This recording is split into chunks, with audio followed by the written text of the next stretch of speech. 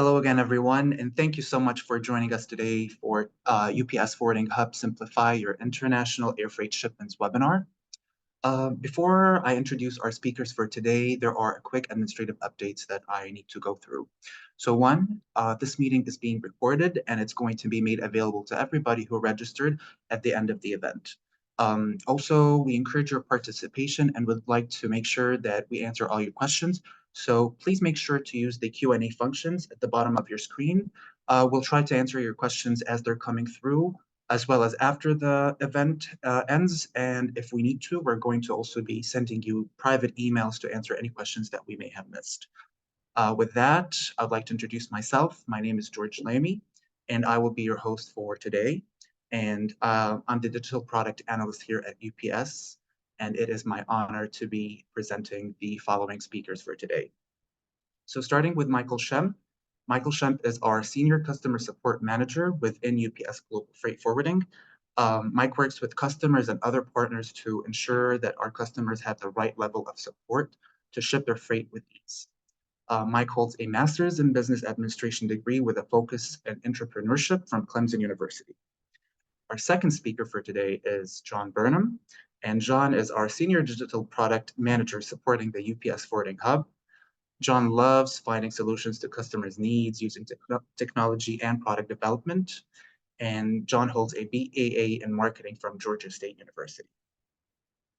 With that, and for legal purposes, I'm going to read the following message verbatim, and then we're going to be ready to start today's great content. So this presentation is for informational purposes only. It does not constitute legal advice. Please consult with your own legal counsel for such advice. Do not rely on this information without performing your own research. With that done, I will walk us quickly through today's agenda. So Michael's going to start with walking us through the top 5 things to know before you book an international air freight shipment. And after that, John is going to walk us through a live and interactive demonstration of the UPS Forwarding Hub. He's going to show us how to book an international air freight shipment from start to finish, which includes how to fill out the paperwork that you need to, how to track your shipment once it's been picked up, and then lastly, ways to find support within the UPS Forwarding Hub. After that, we'll answer any questions you guys may have on the call. And with that, I will hand it over to Michael, who's going to walk us through the top 5 things to know about international air freight shipments. Mike. Thanks, George. I love this hand, right? So I think it's really simple because it's everything that's on hand. So the thing that's simple about a hand is not simple about air freight. We're going to talk about understanding your freight forwarder's network and the impact it has on you as a customer of a freight forwarder, the differences between air, ground, and ocean freight, the commodities that may be different than what you experience with any other type of transportation, characteristics of a shipment, how that impacts your pricing and your move experience. And then the other one that I'm going to talk about is air freight documentations, really about the process and understanding the why behind each of those things. So as I'm going through the process of going through this review, we're going to be dropping things into the chat for you to review, because while we are going to hit a lot of information today, it may take a little bit deeper dive for you individually to understand it completely. All right, so know your freight forwarding partner and their network. We want to talk about your partner network. Who you're choosing as a partner matters. So let's start with the 2 types of airplanes that move freight. There's passenger planes. If you ever traveled on a passenger plane and you put your bag underneath in the belly of the plane, that space is also used to carry air freight. If you're moving air cargo around the globe, you use passenger planes. The other one is cargo planes. The difference between these two really have to do with the impact of cost. Cargo planes, the cargo has to support the cost of the plane, where passenger planes is sharing the cost between the passenger plane and the passengers on the plane and the cargo in the plane. So here's kind of the key pieces. Freight forwarders, they leverage their air network to move your goods. And let's talk about freight forwarders. There's these small forwarders. These are people who have like a niche. They do it really well. It might be Frankfurt to New York, and they move that lane every single day. If they have less capacity, they tend to just do this one thing well. For you as a customer, it might work really, really well with that one lane. But if you expand, what will happen is that you'll face the constraints they work in. So if they're moving from Frankfurt to JFK, well, that means that if you're moving to, let's say, Atlanta, Georgia, which, hello from Atlanta, that's where I'm at, um, you have that whole leg of transportation that's now ground network. That's going to become important when we talk about the impact of ground network and how that relates to the air freight network.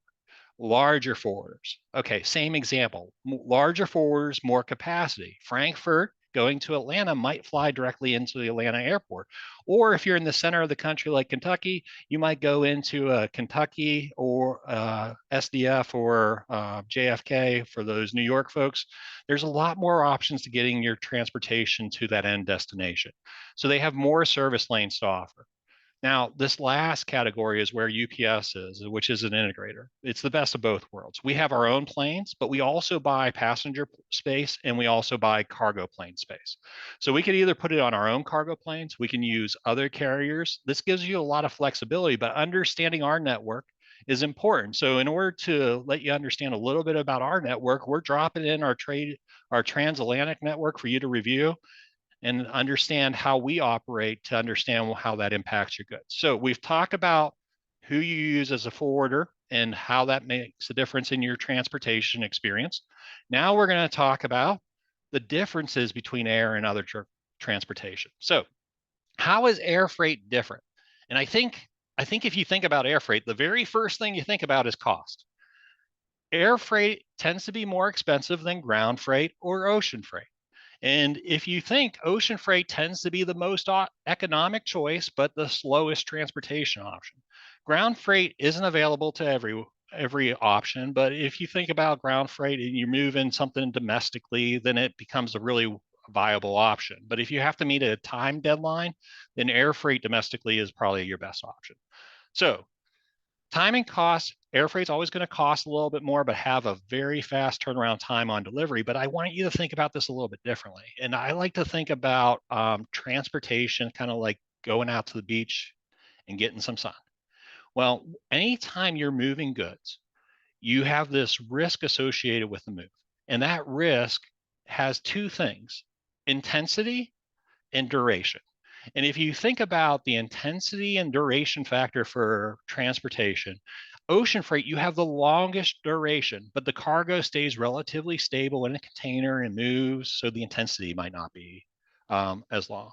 Ground freight, when you talk about damages, you have lots of people touching it, moving it from hub and spokes. You have a lot more capacity for damage. And that's where you look at air freight. You have a shorter time window, less risk, lower damage ratios. So if you're experiencing something in the ground transportation, it's not likely that you'll experience the same loss in the air freight transportation. And the last point I want to make on the differences is the governing bodies, because this governing bodies piece becomes really important as we start moving forward, understanding the differences in air versus other transportation and things you should know. IATA governs all air transportations.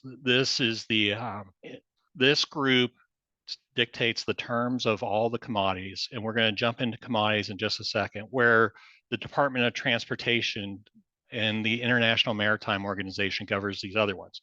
Because there's a different rule set, moving goods across different rules matter whenever you're moving between these modes. So let's go ahead and jump forward and let's start talking about commodities. All right, so I just talked about commodities matter in the air. Some items that move ground or ocean are considered dangerous in the air. And if you think about this, this shock absorber, that's not like comes to the top of your mind as being air dangerous. But if you're used to ground transportation and you move a shock absorber in the air, IATA says, hey, this is a dangerous good and you can't move it without some additional disclosures. Now, I want to go back because we talked about this passenger plane. If a shock absorber is in the belly of a passenger plane, then what ends up happening is if it breaks, it could explode, and that could create a risk to passengers. Now, the other one that we call up here is activated charcoal. And activated charcoal seems like you don't think about it much, but it's in almost every water filter around the world. Activated charcoal, moved ocean, not dangerous. Moved air, dangerous. My team has dropped in there a guide from IATA for you to get to know what dangerous goods mean, but I want to talk to you about how we bring you up to speed, or bring you up to speed on 4,000 commodities on the UPS Forwarding Hub.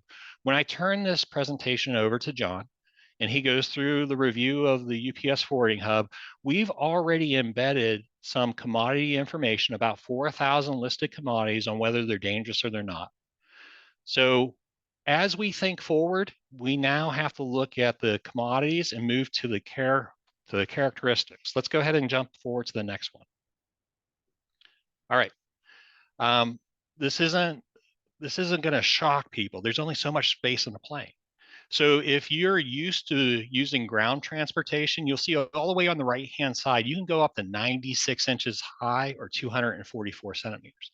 For ocean transportation, and a container can get up to 8 foot, 8 foot 6 inches. But when you go into air transportation, 63 inches is generally the height that you want to price at. So I always used to tell my customers, look, 62 sees you through.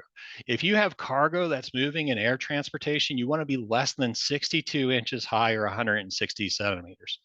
The greatest part about 62 seeing you through is that I want to tie it back to that conversation about passenger or cargo.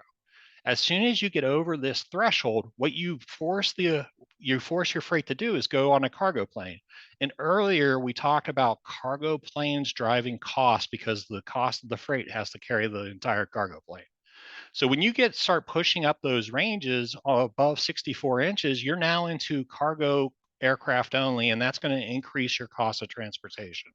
One of my recommendations is if your freight can be on 2 pallets, you might want to think about 2 pallets because that helps you control your costs whenever it comes to air freight transportation. Let's go ahead and jump forward to documents. And this is one of the least understood parts of air freight is how do I get my documents done right? So let's kind of scale this back. We're going to talk about air waybill, the shipper letter of instructions, the commercial invoice, and the import and export power of attorney. So I like to make things in my mind as simple as I can. So the air waybill or the shipper letter of instruction, that's like your ticket for the freight to get on the plane. That air waybill, how to fill it out or how to get it right, we're actually dropping a guide into the chat for you to understand it. But John's going to take us through the interactive experience of how to actually fill out the SLI online. If you're unfamiliar with this process, it's important that you understand things like Schedule B numbers and harmonized tariff schedules, because that kind of leads me to the next point. In the US, the SLI has to have that stuff in it, but in all countries, the commercial invoice usually has to have it. When you start talking about the commercial invoice, there's the commercial invoice is the bill of sale. So air waybill, ticket to get you on the plane. The commercial invoice tells the story about why it's on the plane. And the commercial invoice, to be done well, has to have the price of the sale, the term of the sale, the description of the good. Now, a good description typically includes a couple factors: what it is, what it's used for, what it's made of, and if there's a part number or a serial number. You'll also see country of origin and the delivery address. And that kind of completes out your commercial invoice. Okay, so we got the ticket on the plane. We got the story of why it's moving. Now, who's going to tell this story? And that leads me to the power of attorney.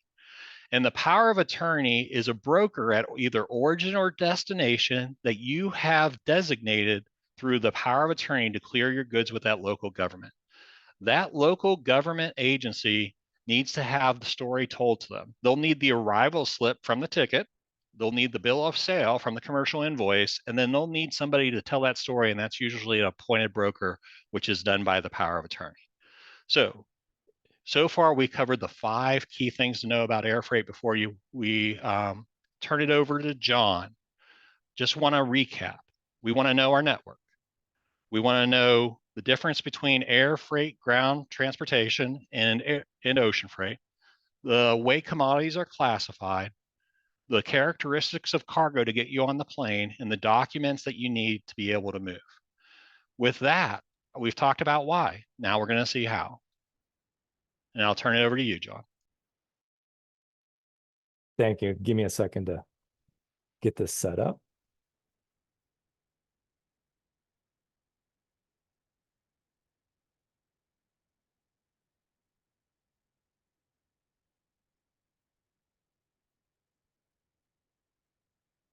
Excellent. Okay. Thank you, Michael, and thank you all for watching in for the opportunity to show you the UPS Forwarding Hub. I'll walk you through signing in, requesting a quote, booking a quote, shipment documents, shipment alerts, and tracking. Natalie will be putting a link to the UPS Forwarding Hub in the chat if you want to follow along. So let's go ahead, jump right in. If you already have a login to ups.com, you can use it to log into UPS Forwarding Hub. Otherwise, click on sign up to get your sign up set up, your login set up into the UPS Forwarding Hub. I'm going to go ahead and move ahead to where I'm already signed in. If you don't yet have an account with us, I would highly recommend you complete the steps to personalize your account setup and request a new account so that it can easily be accessible when requesting a quote, and it's going to help to auto-populate information further in the booking process. Now let's request a quote by clicking quote on the left-hand side of the page. If it is your first time going through the UPS Forwarding Hub, I would suggest using the guided experience, which I'll use for this webinar. Since we're talking about air freight, I'm going to select get a quote next to air freight. However, I'd like to call your attention to the other modes we have available, as well as the option to get a quote for all modes. The first step to get a quote is to tell us the route where the cargo is originating and the destination. I will click to enter a location for this, and for this webinar, I'll be using Frankfurt in Germany for my origin.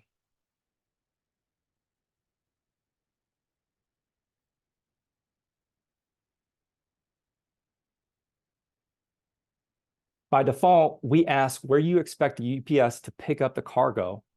However, if you're dropping the cargo off with us, you can select airport or service center option, and the same goes for destination. But since I have an account, I'm going to go ahead and select that from my address book to populate the destination information and proceed forward. The second step, let me scroll down here. The second step to get a quote is to tell us the payment terms or how the invoice will be paid.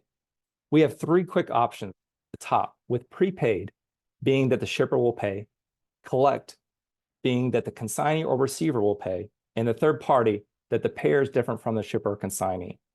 If you need help with the payment terms, I highly recommend the Help Me Decide option that not only guides you through the cost to the seller and buyer to select a term, but also provides a visual on how the cost goes through the transport of the goods. I'll click continue. The third step to get a quote is to describe your cargo. You can search for the commodity that best matches your cargo through the 4,000 that Michael described earlier. Or if you cannot find the one that fits, I would recommend using freight of all kind, or also known as FAK. I'll say that my cargo value is at $10,000 and that by default, the dimensions is set to kilograms and centimeters, but that can be changed easily to pounds and inches. And like Michael said earlier, under 62 sees you through. Anything above 62 inches high will either need to be tilted or will need to make special arrangements to move the cargo. For this webinar, I'm going to say we're moving one pallet at 400 pounds and 40 by 40 by 40 inches. I'll click continue. And the last step is to confirm if there's special handling required for your cargo, if it needs to have temperature control or if it's hazardous. For the purpose of the webinar, I'm going to say it's general cargo, does not require special handling, and I'm going to click submit. Our system will then show crunching the numbers while it gets your quote. And during this time, I'd like to call your attention to the need help widget in the bottom left-hand side of the screen. If you're ever stuck on a step or unsure what to do, I highly recommend clicking need help to access an abundant amount of resources that can help you through any page of the UPS Forwarding Hub. Now we have our quote. I also highly recommend saving the quote, even if you're not sure about booking. That way it's saved to your activity feed which we'll show later in the process. So I'm going to go ahead and save to my dashboard.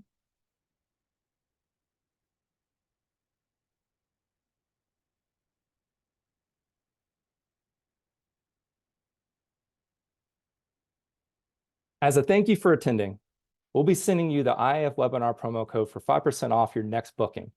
To use the promo code, you can put it in enter discount code and click apply. So I'll go ahead and do that now.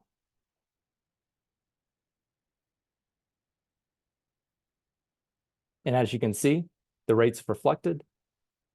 And let's go ahead and book.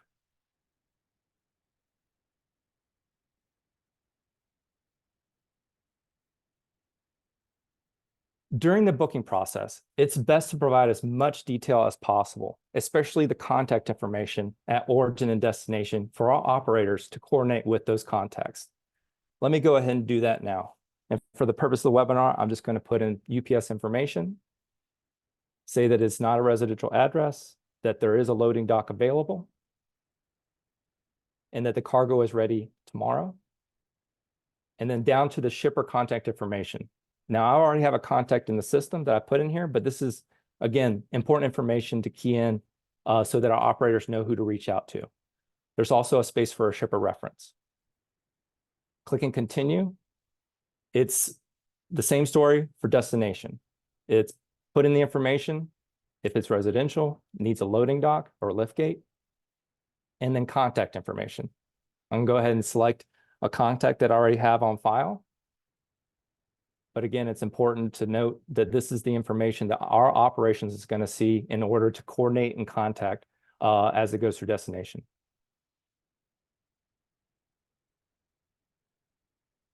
After putting in the shipper and consignee information, you'll be taken to a page to review the charges before you submit your booking. So I'm going to go ahead and scroll down. Here we've got our terms and conditions. And then there's a checkbox to approve the charges. Understand they're subject to change based on the disclaimer that it's above. And there's also, I'm going to call attention, a little shameless plug here. There's an optional checkbox if you want to subscribe to our future webinars, industry news, and newsletters from the marketing team. I'll go ahead and click submit booking. Hey, John, while we're waiting for the shipment number to load, Yeah. In this process, where do you think most people go wrong? That's a good question. So I wouldn't say most people go wrong in this step, but if we go back and look at where the rates were, they're only valid for 7 days. So I will pay attention to that. When I've worked with purchase orders in the past, they usually use the costs that are presented on the screen as a benchmark for their future purchase orders. So if it's not ready to book today, I would highly suggest saving that quote for future reference, but also that the quote rates expire within 7 days, as you saw on the screen earlier. Thanks, John. Yeah. Okay, after your booking is submitted, you're taken to a page to manage the documents or sign up for shipment alerts. So I'm going to go down and we're going to click on Manage Documents. Michael spoke earlier about the importance of these documents with regards to your shipment. And for the purpose of the webinar, I'm going to walk you through how to create a shipper's letter of instruction online that will go directly to our operations team for your shipment. So I can click Create Online. And as you'll see on the screen, much of the information has automatically been populated from what was entered previously in the process. And I'm only left with a couple fields to fill out. And then while filling those fields out, there are helpful tips along the way that explain what the information is that we're looking for that needs to go in the document. And then just for the purpose of the webinar here, I'm going to put in some information to get through the step here. But as you can see, the helpful tips follow along through the fields.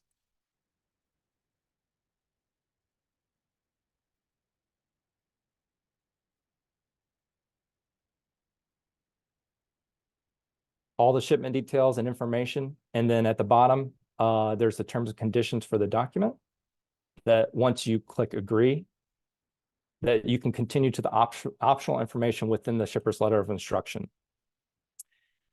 Again, for the purpose of this webinar, I'm just going to go ahead and go down to the last step of the shipper's letter of instruction document and click sign and upload the document.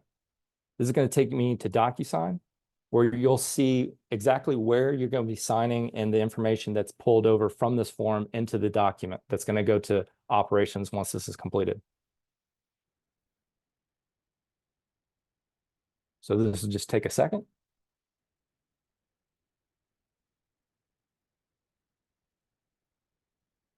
I'll click that I agreed to electronic records in the signature, and then I can just click to go ahead and sign. And then it's going to ask for your title. As you can see, all the information pulled over from the form, as well as, again, from information entered earlier in the process. And then I can just click finish. And that'll take a couple seconds here to send back to the UPS forwarding hub with a signed document to submit to operations.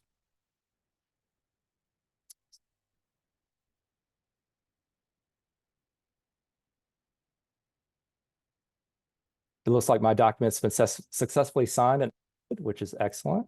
And I'll just go ahead and click submit.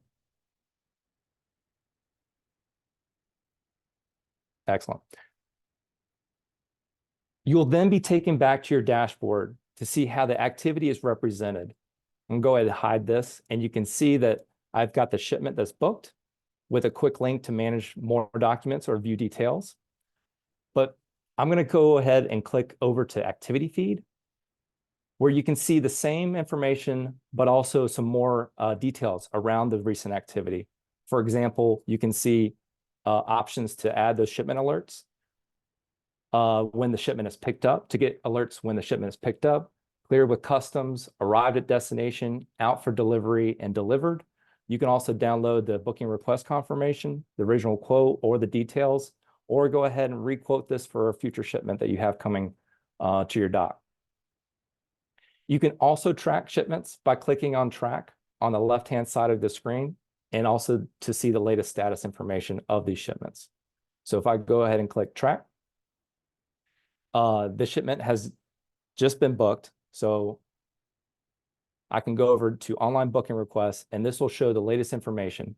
And as it's picked up and moved, this will be an active shipment that you'll get alerts for if you sign up for alerts, or you can see and follow along through the whole process. So that was a lot in just a short amount of time. But to recap, we went through requesting a quote, booking a quote, shipment documents, shipment alerts, and tracking. So now I'll pass it to George for Q&A.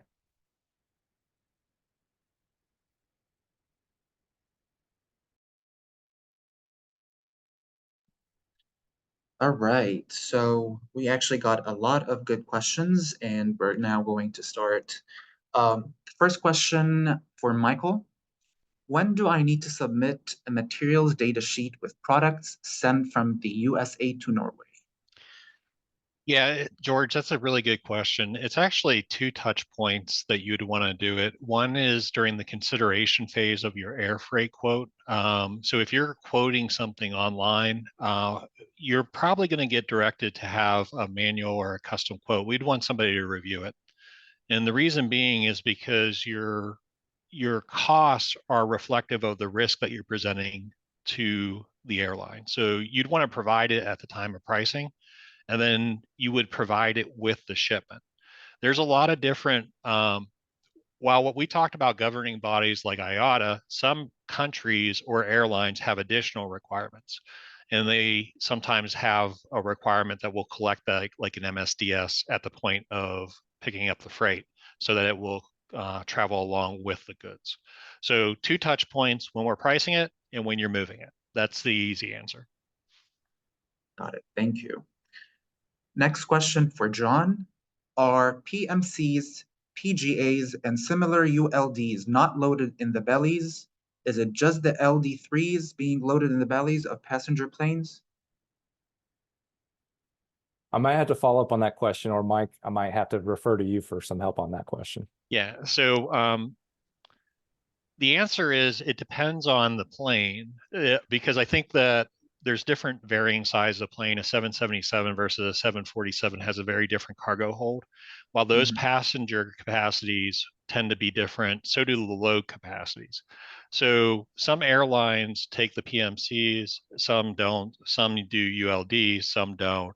And it's hard to just say there's like this hard, fast rule every single time because it's a little messier than that.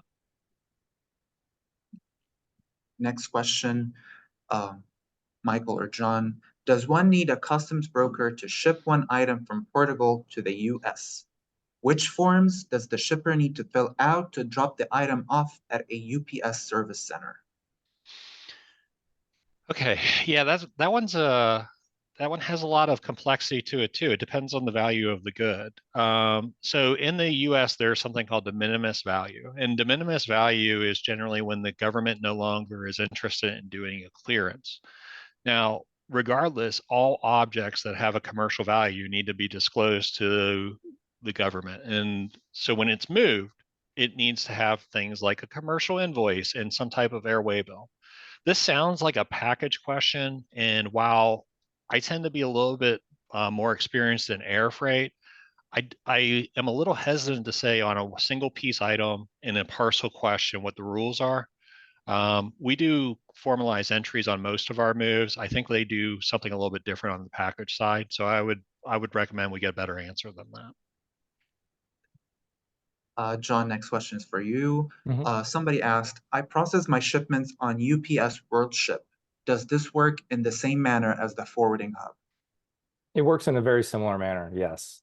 That there's bill lighting that's generated, and that our operations will contact and coordinate with the shipper in order to move the goods.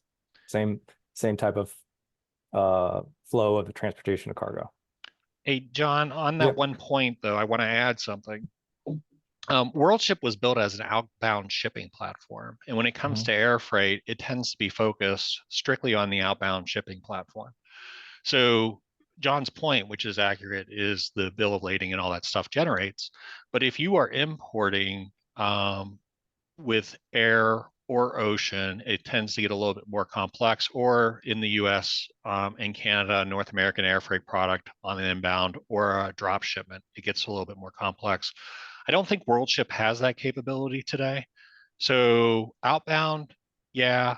Inbound and third party, probably not.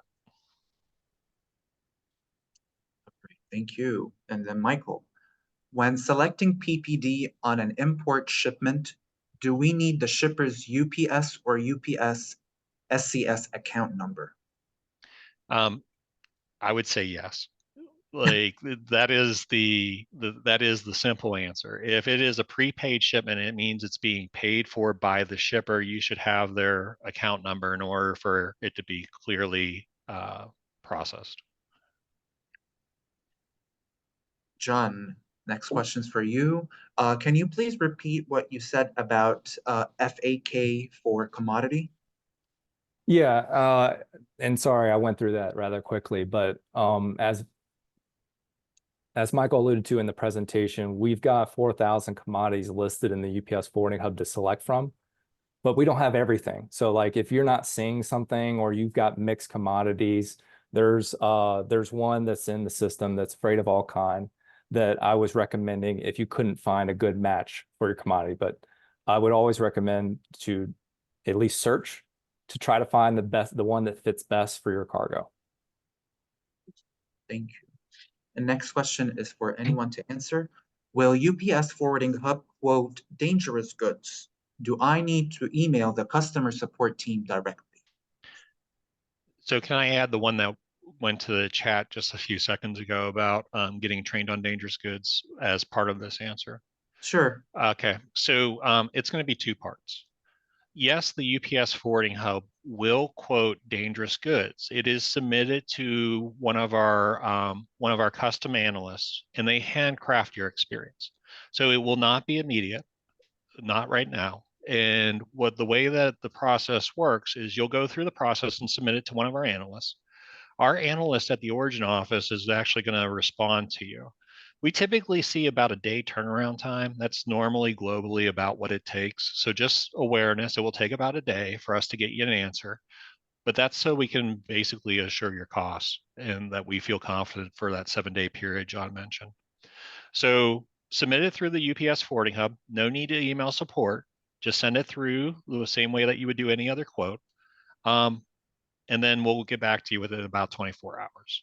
Now, the second question, which is who trains people on dangerous goods? IATA trains people on dangerous goods. UPS does not train people on dangerous goods. So when it comes to air freight, IATA is that governing authority, and you need to comply with their standards on what that is. IATA is pretty good about having classes that you can go to, and they're when I was working directly with customers, I was in Florida. They always had it in like Jacksonville or Las Vegas or someplace pretty fun to go.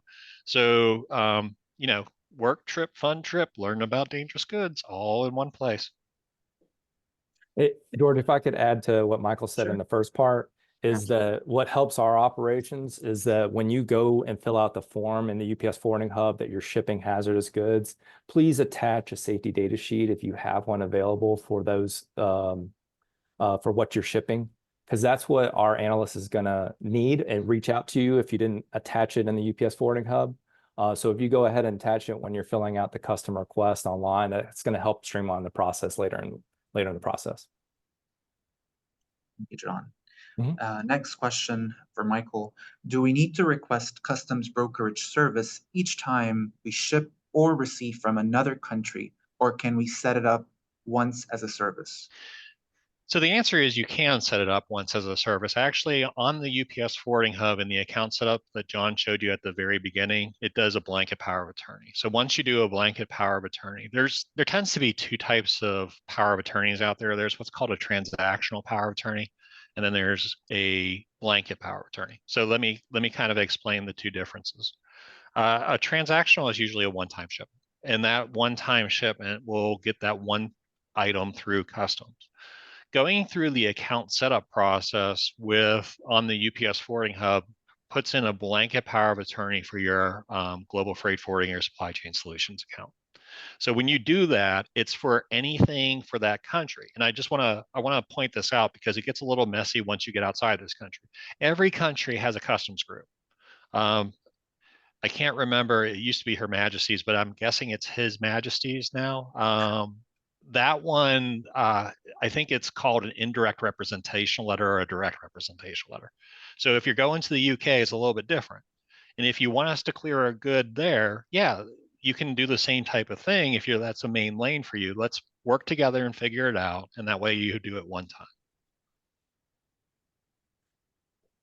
time. Next question for John. Do I need a specific GFF number for the UPS forwarding hub?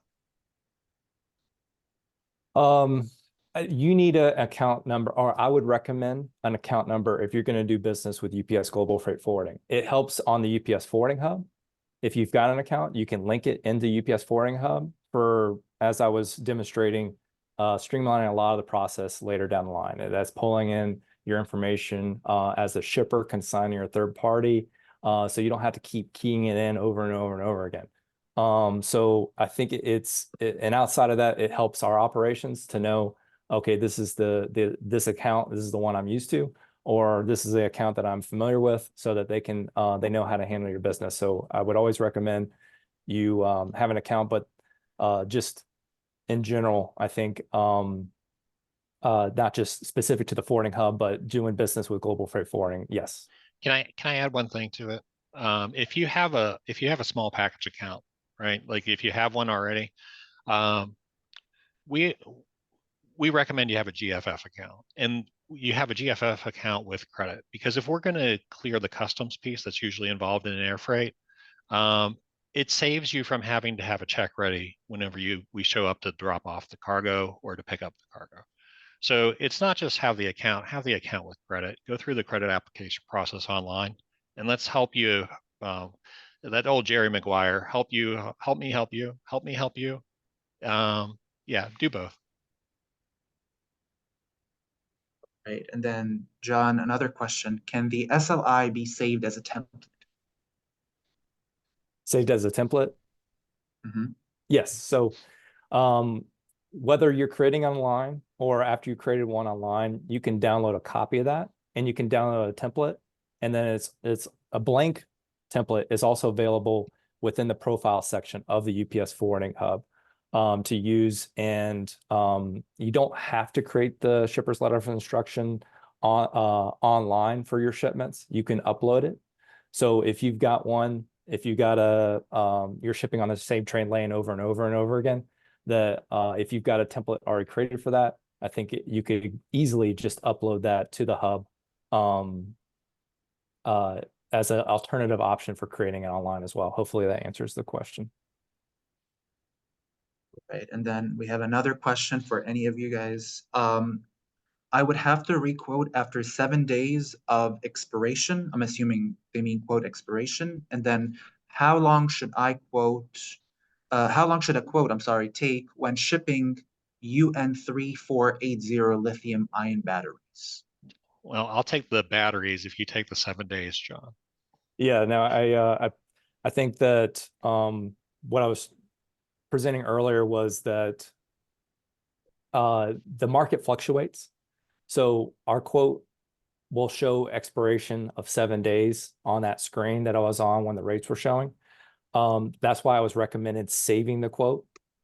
If you're not going to book right then and there, save it so you can reference it later. And yes, you will have to requote after the quote rates expire. I will add to what John's saying is you can requote in about 3 clicks from the activity feed on the forwarding hub. So if you've quoted it one time, you don't have to rekey the whole thing. Just go to the activity feed, select the more button, hit requote, and it's done. It's pretty quick. So this is a lot less keying than you would anticipate. So it's fast. If it expires, just go to the one that expired. You'll get an email saying, hey, this is expiring. We try to tell you, and we try to make sure that you stay informed about the issue. Michael, go ahead. Actually, yeah, I think if it would help, Yeah. I can demo or I can show that just for Okay, everybody. if you want to pull that up while I answer the other one about UN3480. Yeah, please. So yeah, UN3480 lithium ion batteries is typically, I think it's within equipment if I'm remembering that one right.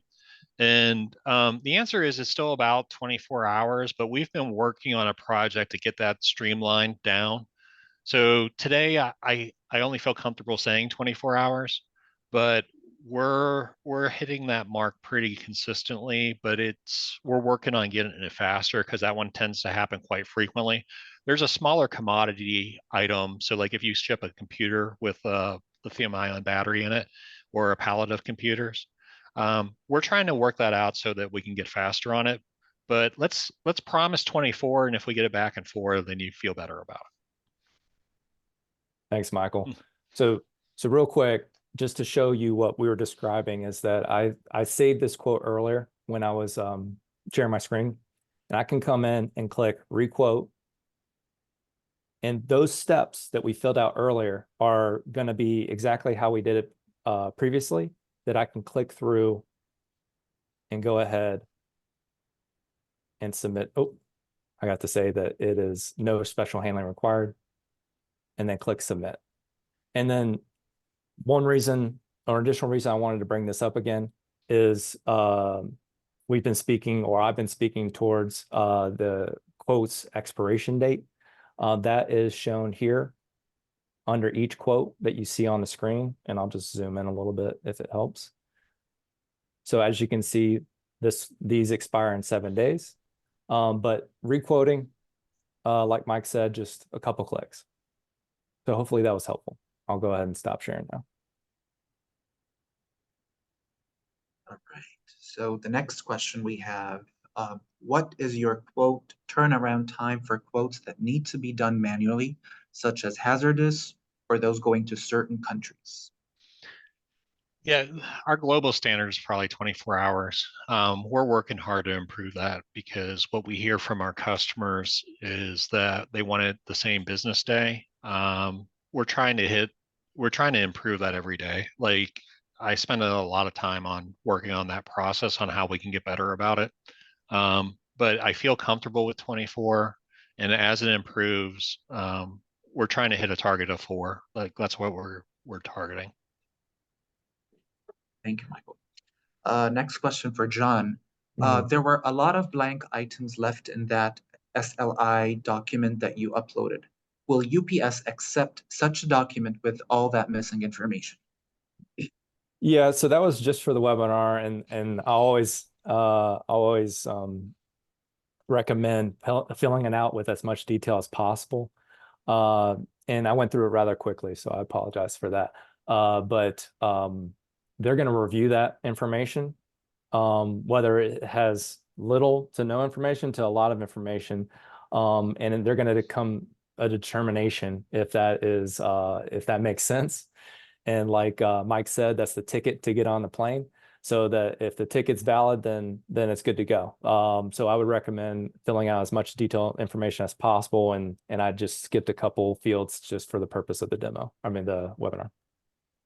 Got it. And then another question for you, John. Is a GFF account number the same as an SCS account?